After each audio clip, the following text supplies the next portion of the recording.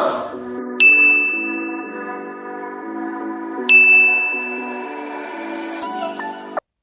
morning, Ayaan family. I'm Kaaya Jean, isang OFW sa bansang Saudi. At thankful sobra sa opportunity ng Ayaan Enterprises Corporation. At kay Kaaya Jo na nag-offer ng opportunity dito sa Ayaan.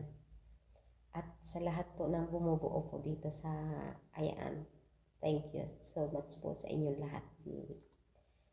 At thank you Lord dahil kaka-join ko pa lang dito sa Ayaan. Nanalo po agad ako ng 5K sa atin monthly raffle. Kaya advice ko po sa kapwa ko OFW at nagtatrabaho para sa pamilya nila. Dagdag income nyo po si Ayaan para dagdag income. At baka ikaw na ang next. Malay po natin, di ba?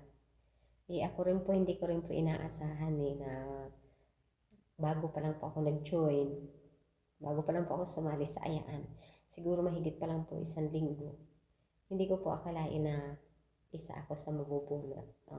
Yung 5K na napanalunan ko po, nakatulong kaagad sa pamilya ko. Kasi doon ko po pinadala sa kanila sa probinsya. Kaya sana po sa inyo po ng mga OFW na nagtatrabaho dito sa malayo para sa mga pamilya nila, try nyo po mag-join dito sa Ayaan po. Yan lang po. God bless sa atin lahat po.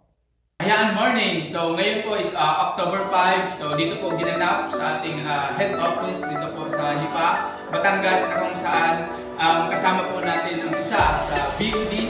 Okay? So dito po ginanap ang ating third raffle at meron po tayong tanong syempre sa ating mga BOD. So sir, ano po yung advice mo sa mga nanalo at sa mga hindi nanalo? Sa mga unahing bunas, yung mga congratulations po. And sana patuloy niyo yung pag-inahit sa pagkaligid yung ating doon sa mga hindi naman nanalo, kayo din daw natawa. Hindi na kayo kompleto na. Next time po, maraming opportunity na para sa atin. And ang maganda po nito, what we are doing in this business, what we are doing making us happy. Kaya ano yung good opportunity natin.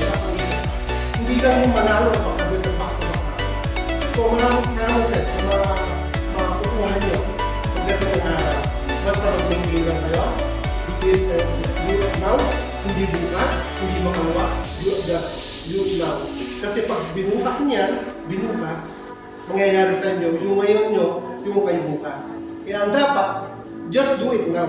Kung ano yung decision nyo, and then, yung magandang resulta na pagtakilig nyo sa Ayaan Enterprises ay magbubunga ng mas maganda pa sa ngayon. And ito ang advice ko lang sa lahat. Sana po ay hindi kayo magpapakinig ng istorya ng Ayaan. Be part of this. The history making. Meron po tayo sa history making ng Ayaan. Okay po? Alright, so thank you so much, Sir Amit, one of the BOD of Ayaan Enterprises Corporation. So ngayon, meron din pong magandang mensahe si Amita. Okay, so ma'am, para po sa mga nanalo at sa mga hindi po nanalo. Okay, sa mga nanalo, talagang kayo ay specially handpicked. Ay, ganun nanalo. Alam namin na maraming magpupulong sa inyo. Hindi lang sa natanggap ko ngayon.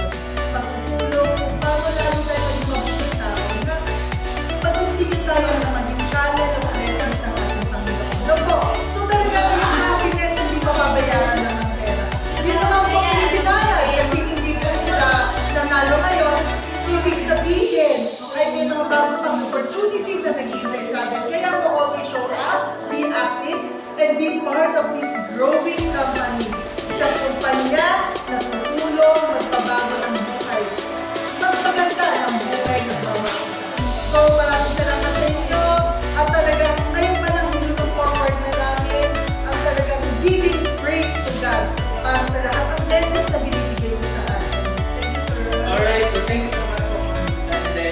Kung gusto nyo maging milyonaryo, decide, just do it now.